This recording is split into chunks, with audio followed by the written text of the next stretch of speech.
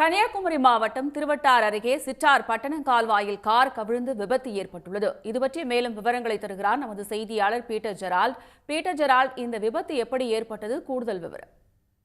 கன்னியாகுமரி மாவட்டத்தில் ஆசியாவிலே உயரமானது நீளவுமான மாத்தூர் தொட்டிப்பாலம் என்பது இருந்து வருகிறது. இதை பார்ப்பதற்கான பல்வேறு மாவட்டங்களில் இருந்து மாநிலங்களில் இருந்து வெளிநாடுகளிலிருந்து ஏராளமான சுற்றுலா பயணிகள் இந்த மாத்து தொட்டிப்பாலத்திற்கு வருகை தருவார்கள்.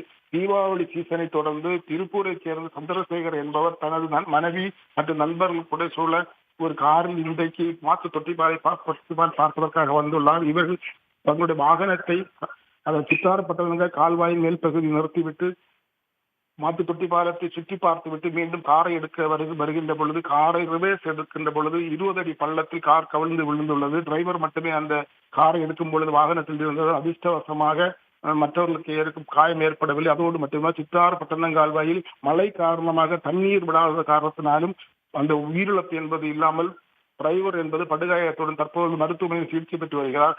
பொதுப்பணித்துறையினர் பொதுமக்களும் தீயணைப்பு மீட்டு அந்த காரை மீட்கும் முயற்சியில் ஈடுபட்டு வருகிறார்கள். விவரங்களுக்கு நன்றி பீட்டர் ஜெரால்ட். உடனுக்குடன் செய்திகளை தெரிந்து கொள்ள சன் நியூஸ் பெல் ஐகானை கிளிக் பண்ணுங்க.